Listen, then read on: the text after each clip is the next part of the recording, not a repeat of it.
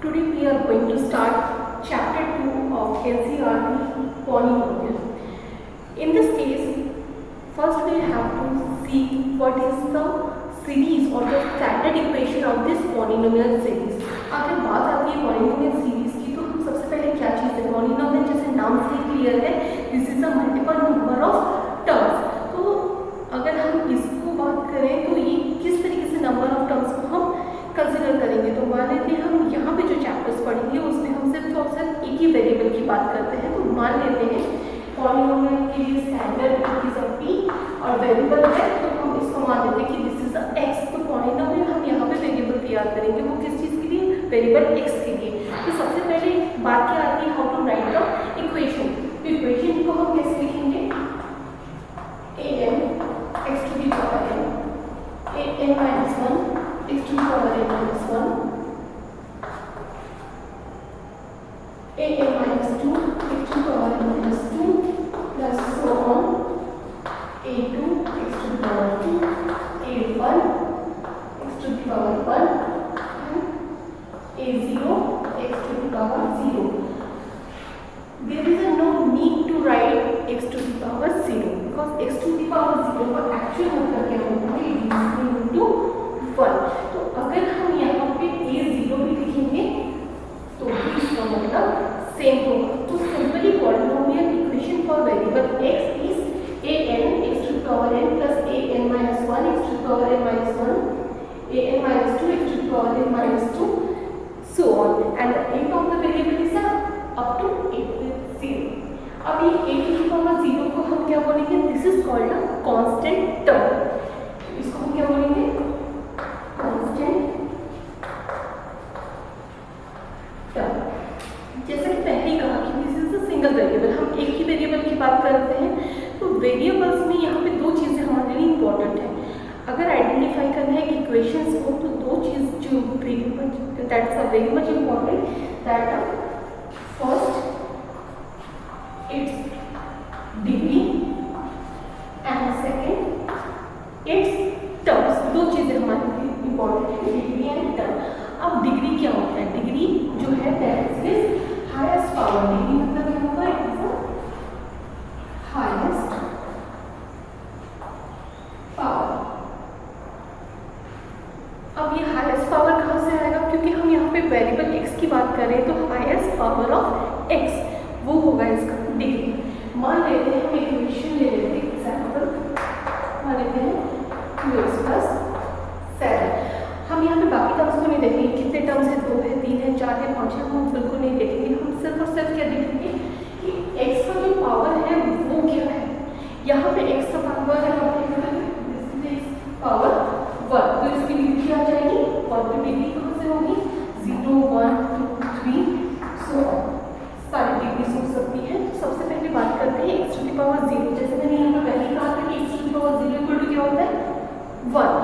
तो यहाँ पे मान लीजिए 5 टू द पावर 0, तो हम यहाँ पे क्या लिखेंगे, x to the power terms 0.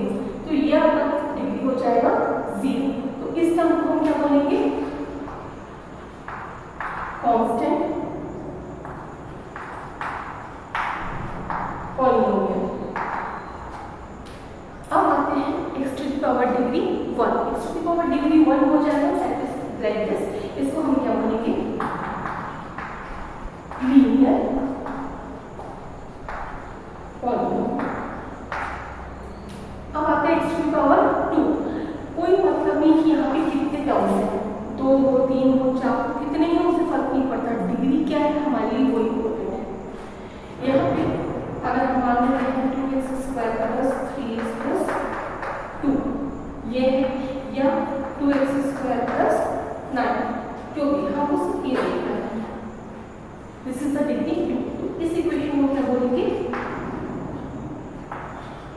Quadratic polynomial, क्योंकि इसका हाईएस्ट पावर क्या है, डिग्री 2 है. अब आते हैं 3 पे. 3 का कैसे होगा, मान लीजिए this is 5x cube 7x plus 2. बीच का स्किप होता है कोई फर्क नहीं है. मैंने पहले ही जैसे कहा था कि टर्म्स कितने हैं आपको वो नहीं देखना, आपको देखना है हायर डिग्री क्या है. तो हम इसमें क्या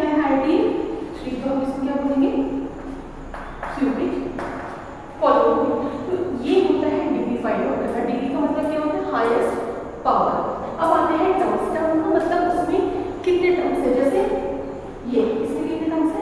1 टर्म्स है। इसमें कितने टर्म्स है? 2 टर्म्स है। इसमें कितने टर्म्स है? 3 टर्म्स है। तो अलग अलग इसका नाम है। ओके, टर्म्स में मान लीजिए फॉर एग्जाम्पल यहाँ पे है 7 से देखिए हम इसको क्या बोलते हैं? Mono मियल।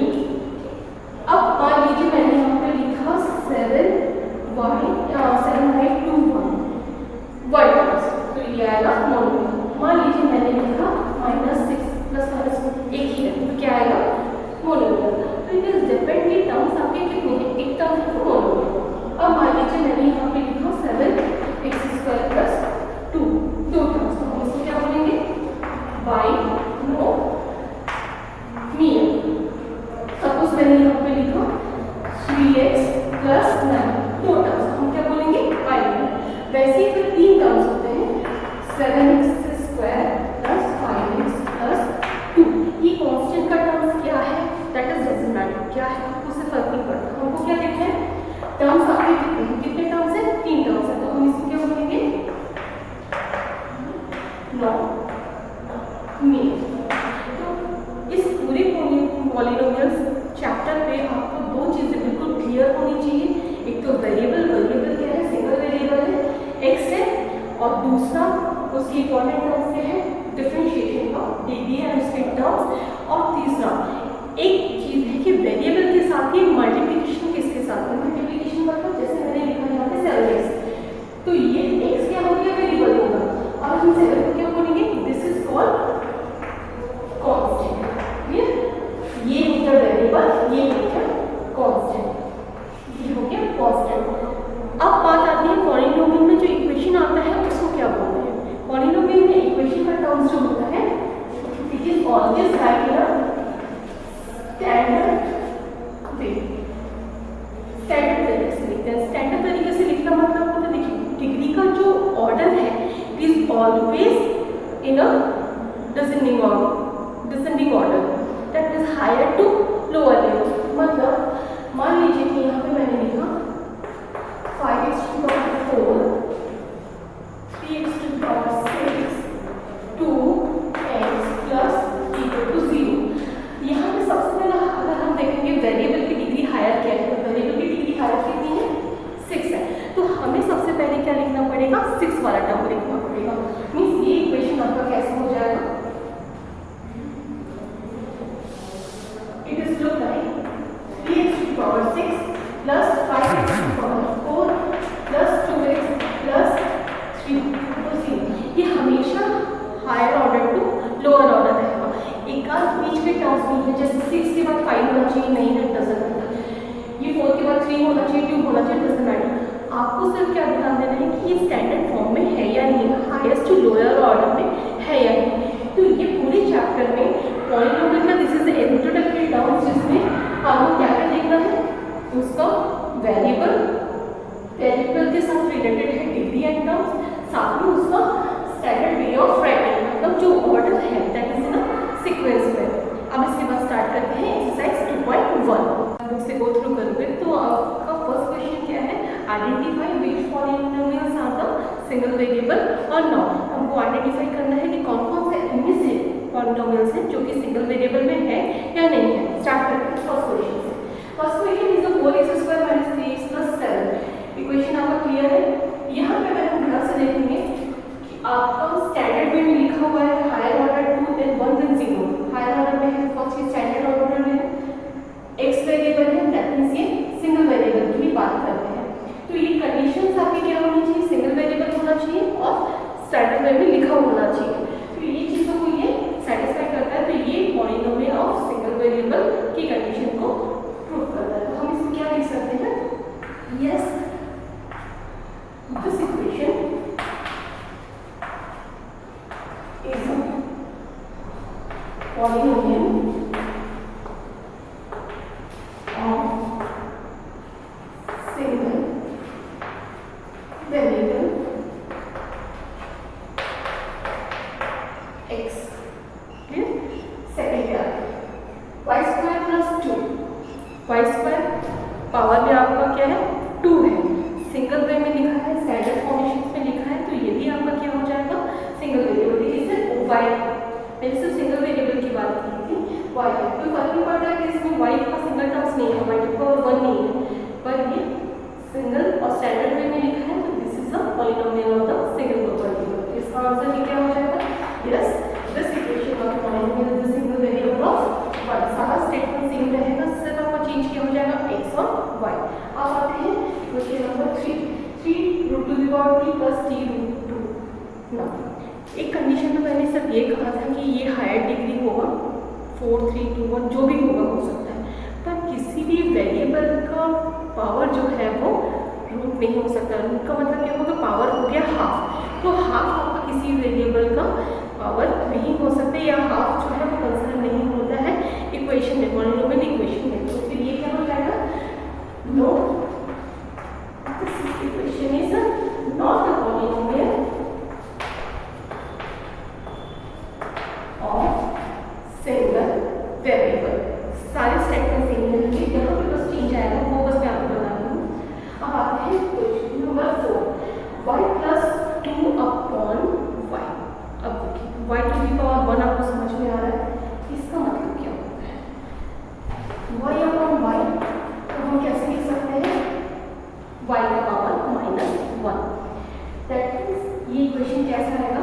y plus 2y to the power -1 किसी भी पॉलिनोमियल का डिग्री नहीं हो सकता है। Then this case is no, this equation not a polynomial. अब आते हैं question number 5, x to the power 10 y to the power 3 and e to the power 50। Question से क्लियर है, यहाँ पे एक नहीं बल्कि 3 वेरिएबल है, तो again this is a not a polynomial of a single variable. तो ये भी क्या जाएगा? नो, ये इज ऑन 3 वेरिएबल,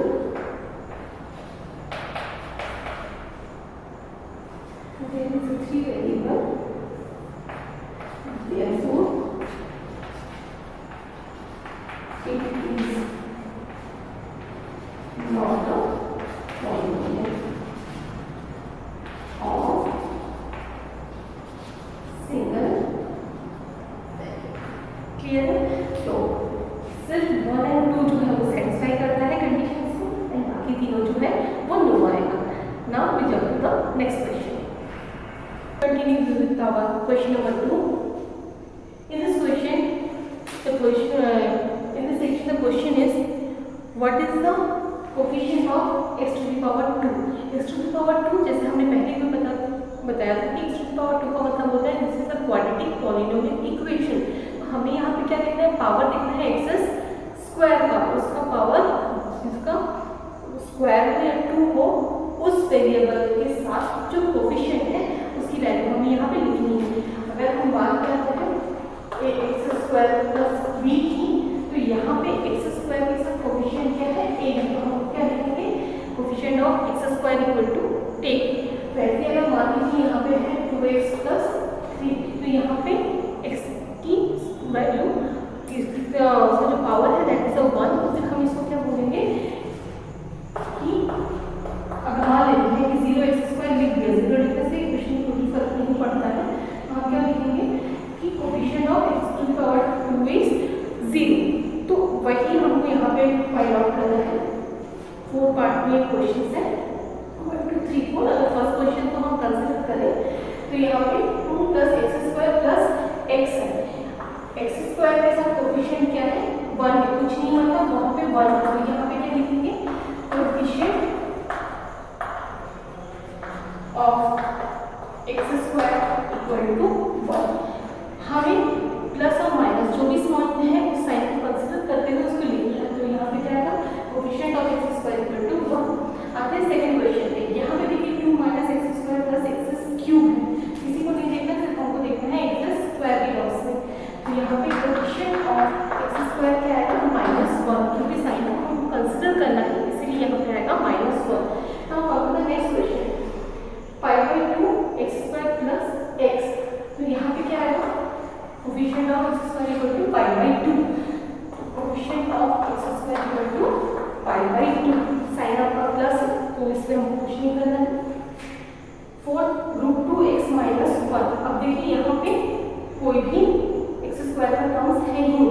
जैसे मैंने पहले भी कहा कि 0 एक्स स्क्वायर अगर लिखते हैं तो उस पर्टिकुलर इक्वेशन में कोई फर्क नहीं पड़ता है। तो यहाँ क्या आएगा, coefficient of x square equal to 0। तो ये है आपका question number 2 of NCERT exercise 2.1 question number 32। Continuing with our exercise number 2.1 NCERT book page number 32. Question number 3. Question number 3 is just given below here. It is asked for the binomial of the highest degree of 35 and the monomial terms of the highest degree of 100. तो दो चीज़ें बतानी है, binomial terms बनाना है, एक monomials बनाना है जिसका highest degree जो है वो 35 और 100 है।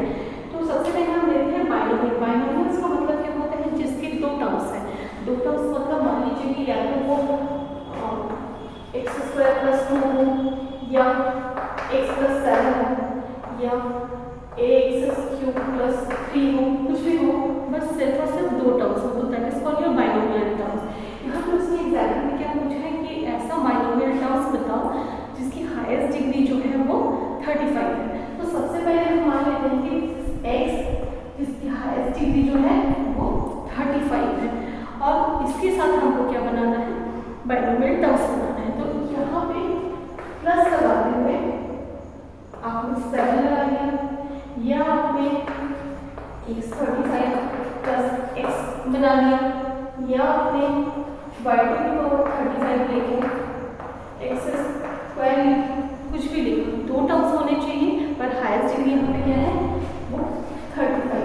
तो आप ऐसे बहुत सारे एग्जांपल्स क्रिएट कर सकते हैं। इसी क्वेश्चन में सेकंड क्या पूछा गया है, make a monomial terms of highest degree of 100। Monomial मतलब सिंगल टर्म्स, सिंगल टर्म्स मतलब अब हाईएस्ट डिग्री बोल रही है तो क्या आएगा x to the power 100 single terms, p to the power 100 single terms, y to the power 100 single term. वो टर्म्स जिसमें उसका सिंगल टर्म के पावर में 100 हो उसका एग्जाम्पल है। तो आप ऐसे कई सारे एग्जाम्पल्स बना सकते हैं। Now we shifted to the question number 4. Question number 4 में क्या बोला गया, आइडेंटिफाई करने बोला गया है क्यूबिक पॉलिनोमियल्स के कोफिशिएंट या इसमें हायर डिग्री जो है उसको आइडेंटिफाई करने बोला गया है। जिसमें मैंने डिग्री को पहले ही कहा था कि अगर इक्वेशन स्टैंडर्ड वे में है तो सबसे हायर में जो वैल्यू होगी वेरिएबल की वो आपका हायर डिग्री है। तो अगर हम इसमें लेंगे तो इसकी हायर डिग्री क्या जाएगी 3 2 1, तो इसकी हायर डिग्री क्या हो जाएगी 4 y स्क्वायर। यहाँ पे हायर डिग्री, यहाँ पे तो x y टू पावर 0 है, यहाँ पे 2 है, इसकी हायर डिग्री क्या हो जाएगी 2। 5t माइनस रूट 7, यहाँ पे t है वेरिएबल तो इसकी हायर डिग्री क्या हो जाएगी 1। 3 कुछ नहीं है, कांस्टेंट टर्म है तो इसका हायर डिग्री क्या हो जाएगा 0। तो इस तरीके से हमको हायर डिग्री का वैल्यू बताना है वेरिएबल का। तो इस क्वेश्चन में हमको इस तरीके से सॉल्व करना है। Now shift to the question number 5। Question number 5 में क्या बोला गया, classify the following in the linear binomial और पॉलिनोमियल टर्म्स। आइडेंटिफाई करना है कि कौन सा लीनियर पॉलिनोमियल है, कौन सा बाइनोमियल है, कौन सा ट्राइनोमियल या क्यूबिक पॉलिनोमियल है। तो सबसे पहले हम बात करते हैं x स्क्वायर प्लस x। अगर इसका पावर लिखोगे तो हायर डिग्री क्या है, सॉरी अगर हम इसको देखेंगे तो यहाँ पे दो टर्म्स है तो ये हम क्या बोलेंगे बाइनोमियल। अगेन दो टर्म्स तो क्या बोलेंगे बाइनोमियल। 1 2 3 कितने टर्म्स है, 3 टर्म्स है, तो हम क्या बोलेंगे यहाँ पे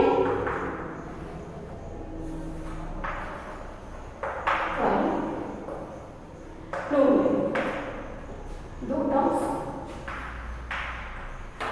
बाइनोमियल। Single terms